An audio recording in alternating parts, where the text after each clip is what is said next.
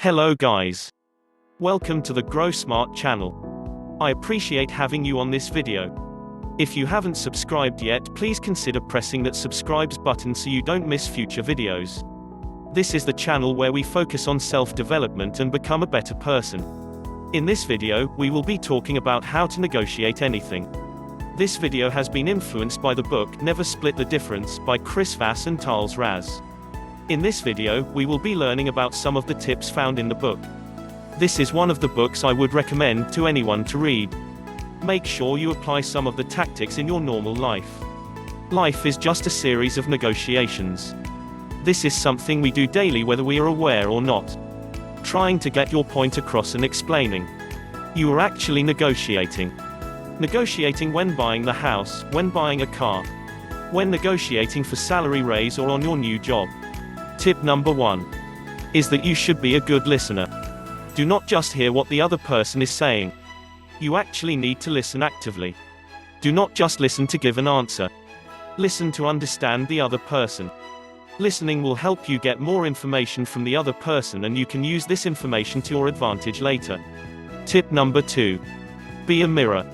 By being a mirror means repeating some of the words the person has said. You can repeat the last 3 words from what they said. Doing this shows to the other person that you are paying attention, and this also encourages the other person to reveal more information about the topic, and you will see the person's emotions. Tip number 3. Labeling. This is when you are validating that you're not just listening but you also understand the person's pain. When you notice changes to the person when the person speaks, maybe facial change. This is the right time to use labeling. Here are some of the labeling phrases you can use. It seems like. It sounds like. And it looks like. In this case, you are pointing something the person is going through without appearing like you are the one bringing it up. You want the person to be the one confirming it. You simply show the person that you have the same understanding. Tip number 4. You do not have to force the person to say yes. You want the person to first say no. Remember, a yes could mean that the person is agreeing with you so that you leave. No does not mean the end of the conversation but the beginning of negotiations. No could mean the following things. The person is not ready for your offer just yet. The person still needs to think through it. Could mean the person does not understand and he or she needs more information. The person could be that he or she is not comfortable to talk to you and he or she would prefer to talk to another person, not you. Could mean the person does not afford the offer. Could mean the person just need more clarity. These are the answers you will get when you start negotiating with the person. Listen to the person. Pay attention to body language. Use mirroring to get more information and use labeling to confirm some of the things you think about the person. The book advice that when you are trying to sell something, don't say, "Do you have a few minutes to talk?" Rather say, "Is now a bad time to talk?" 2 possible answers you will get is yes and no. Both answers are good for you. Yes is a bad time. Therefore, you both propose another time. No, it is not a bad time, now you can start talking business. Tip number 5. Now you want the person to say these words. That's right. Try to talk about something that will get another person to say that's right.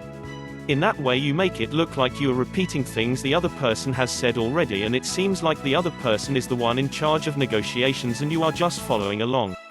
When the other person says yes to you, it's obvious that the person is agreeing to what is being said by you, and now you appear like you are the one controlling thing, which is something another person may not like.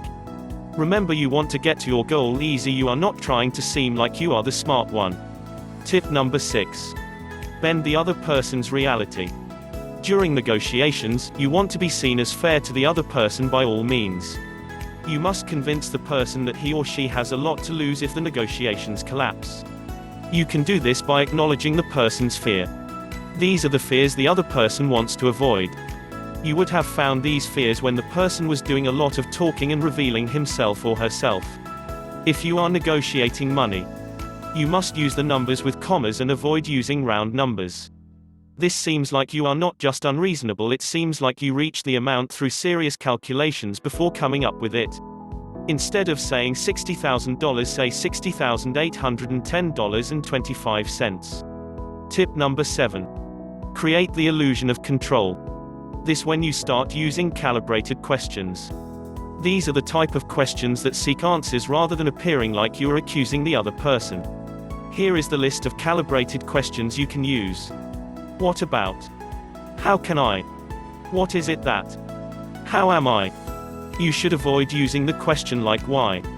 This may sound like you are accusing the person, and as a result, the person will just be defensive instead of giving you more information. Try to turn that why question to a how or what. What can I do to get this raise? Sounds less demanding than why you don't want to give me this raise. Tip number 8. You must be able to guarantee execution. Now, this is the time to make sure you have closed the deal. Remember, people can still say yes even if they don't agree when they want you to go away. Now, these are the things you can look out to know that you have closed the deal. There is a 7-3-8-5-5% rule created by Albert Mehrabian which says 7% of a message is based on words, 38% is based on the tone, and 55% is based on body language and facial expression. They should all agree so you know you have closed the deal.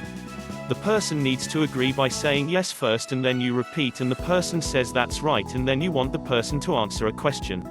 If it was about a salary raise, the question you can ask is when can you expect the raise, and then the person has to give an answer. Then you know you have closed the deal.